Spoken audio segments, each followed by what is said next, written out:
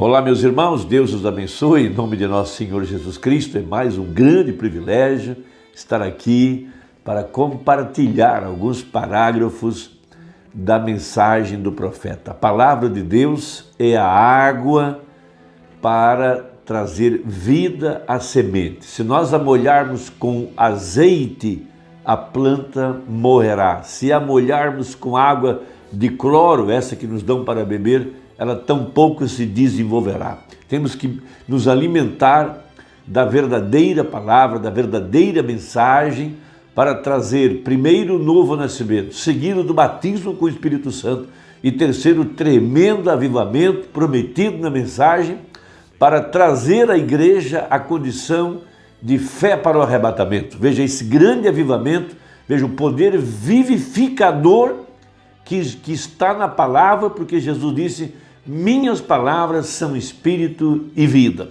Vamos ler então Romanos capítulo 8, verso 11, que é uma escritura importante para esta hora, a respeito do poder que essa mensagem está executando sobre o verdadeiro eleito. Nosso parente redentor, Senhor Jesus Cristo, tomou o livro da redenção em Apocalipse 5. Em Apocalipse 6, ele abre os mistérios da palavra para dizer quem são os herdeiros, quem são os legítimos mandatários que tomarão controle da terra, os legítimos herdeiros da vida eterna e, por conseguinte, herdeiros também da herança de Abraão, herdeiros de todos os títulos que Adão tinha perdido. Então ele abre esses mistérios. Então, de posse desse documento, ele desce Apocalipse 10, com esse livro na mão, para dar a cada um de nós os direitos que Adão perdeu. Veja, Adão perdeu o título de propriedade. Veja, filho do homem, perdeu o acesso, ele teve que se esconder depois de ter feito aventais com folhas de figueira. Ele não pôde mais ter acesso ao pilar de fogo, ter acesso à comunhão perfeita com Deus e, por conseguinte, ele caiu da vida eterna. E por último, veja, ele perdeu todo o controle sobre a terra. Veja, ele, o cabeça, quando ele caiu de sua posição, tudo abaixo dele se desorganizou. E a Bíblia estava aguardando o dia da redenção. Veja, redenção, voltar de volta ao original, voltar à condição como Adão estava em Gênesis, quando ele detinha esses títulos em sua mão e ele tinha a vida eterna. Então veja, essa é a promessa que Deus fez em Joel, que ele restauraria tudo aquilo que Adão perdeu. Então em Romanos 8:11 nós temos: e se o Espírito daquele que dos mortos ressuscitou a Jesus, então a condição é esse, veja, habita em vós, aquele que dos mortos ressuscitou a Cristo também vivificará os vossos corpos mortais pelo seu Espírito que em vós habita. Esse é o grande avivamento prometido na Bíblia para esse tempo do fim: vivificar os nossos corpos mortais e trazê-lo em sujeição à palavra, veja, em ordem, para que a igreja pudesse ser transformada e, consequentemente, arrebatada. Então, repetindo a mensagem à brecha, parágrafo 266, veja, o plano da redenção implicava em que o nosso parente redentor fosse aceito, veja, preenchesse cada requisito da lei e pudesse então tomar os direitos que Adão tinha perdido. E veja, nenhum homem, nenhum anjo, nenhum querubim, nenhum serafim, nada, ninguém podia. Então lá da eternidade se apresenta o nosso Redentor, com as suas vestes salpicadas de sangue. Ele dá um passo à frente. Agora vem ali o nosso Redentor, o filho de Davi, a raiz de Jessé, Jesus Cristo. Ele toma então o livro de redenção. Veja, ele vem agora para reclamar os seus direitos, aquilo que ele conquistou no Calvário. Veja, então termina os dias de intercessão, nos dias do sétimo anjo, na sétima era. E ele vem agora com esses direitos de redenção para reclamar a sua possessão. E a primeira parte de sua redenção é chamar a sua igreja para pôr-se ao seu lado. Para tanto, ele deveria vivificar nossos corpos mortais e trazê-los em sujeição à palavra nesse plano de redenção. Então veja, os selos foram abertos. Então pergunta o profeta, por quê? Veja, na última era da igreja, para revelar essas verdades. Por que? Ele pergunta de novo. O Cordeiro abriu os selos e os revelou à sua igreja, para ajuntar seus súditos para seu reino. Então a única forma de juntar a igreja, veja, seria a abertura da palavra, trazê-la às verdades escriturísticas, veja, não juntá-la ao redor de um homem, não juntá-la numa denominação, não juntá-la através de alguma organização. Veja, dos 4 cantos da terra, a verdadeira igreja, o Israel espiritual, seria chamado para se congregar onde está o corpo, e o corpo é a palavra.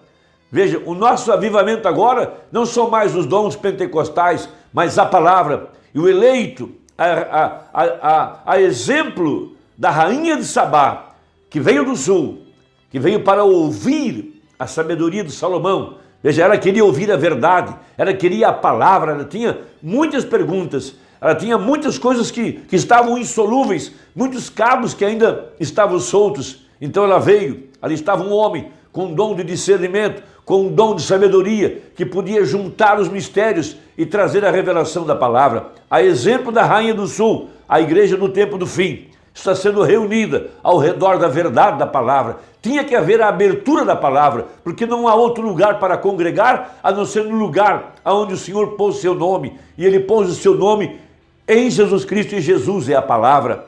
Veja, reunindo ela ao redor da palavra, não ao redor de um homem.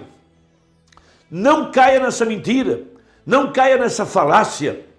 A verdadeira igreja está se juntando aonde está o corpo é a palavra. Veja, o Cordeiro abriu os selos e os revelou à sua igreja para juntar seus súditos para seu reino, sua noiva. Veja, que coisa, ele quer trazer seus súditos para si agora, e ele é a palavra, e é ali aonde ele colocou seu nome. O que é isto? Do pó da terra, do fundo do mar, dos abismos, de todo lugar e de toda parte, das regiões da escuridão, do paraíso, onde quer que eles estejam. Ele chamará e eles responderão. Amém e amém, responde a congregação. Ele chamará e eles responderão. Como? Minhas ovelhas ouvirão minha voz, disse ele. Veja, e ele vem para recolher seus súditos. Por isso ele disse, ajuntai primeiro o joio em molhos e depois juntai o trigo no celeiro. Cada denominação é um molho de joio. Cada grupo religioso é um molho de joio, mas o trigo está sendo ajuntado em seu celeiro. E onde fica? No corpo de Cristo. Ali está o celeiro, onde o grão é ajuntado. Veja, e ele revelou os seus segredos, e eles viram isto. Quem Deus é, como ele vive, quais os mistérios que envolvem a divindade. Veja, todos os mistérios da palavra.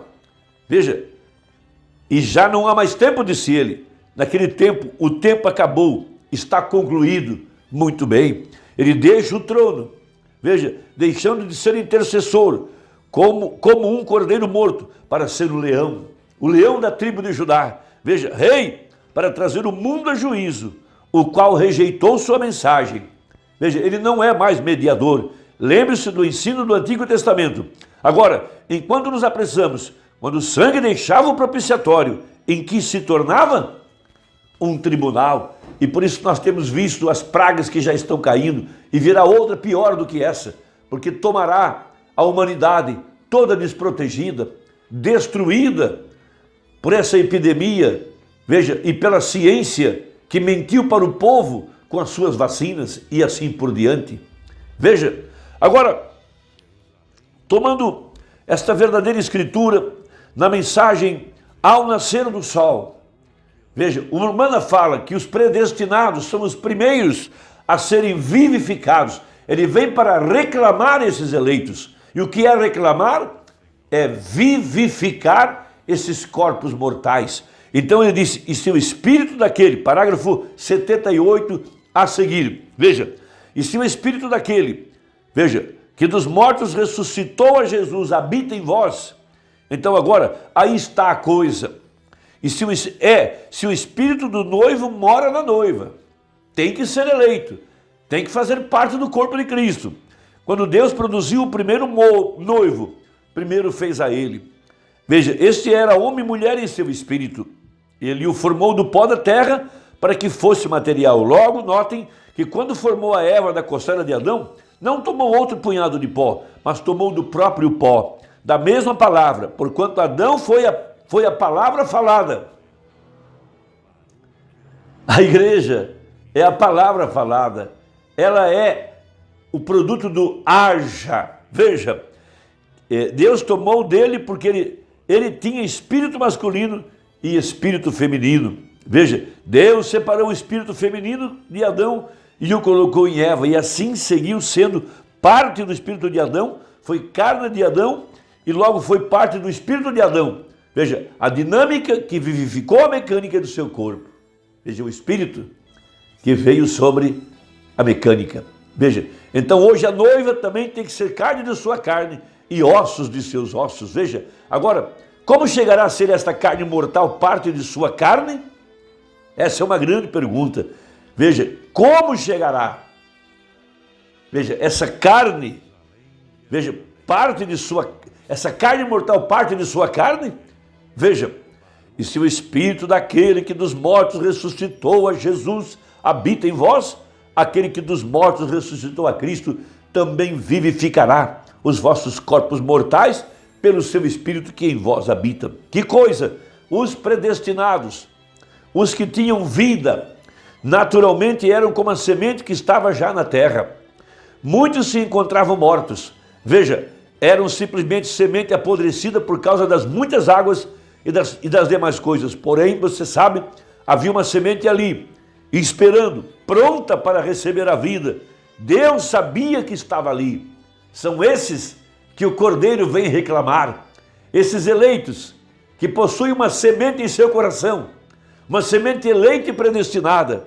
Veja, os predestinados são os primeiros a serem vivificados pelo Espírito Santo, porque o Espírito Santo vem precisamente para reclamar o seu. Veja, agora, isso é muito profundo e assegure-se de que o está captando bem. Veja, é isso que a palavra falada, que a mensagem, que a abertura da palavra está fazendo com cada um de nós. Você ouve a palavra, você crê nela e você tem uma semente em seu coração. Veja, e essa semente é vivificada à vida e o seu corpo mortal, veja, se torna sujeito à verdade dessa mensagem. Veja, não minha mensagem. Você não tem que se alimentar das minhas histórias, mas se alimentar do corpo palavra, porque essa mensagem é Jesus Cristo manifestado, revelado, explicado, vindicado, como sendo o mesmo ontem, hoje e eternamente. Deus te abençoe, espero que tenha contribuído e até a próxima, se Deus quiser, em nome de Jesus. Amém.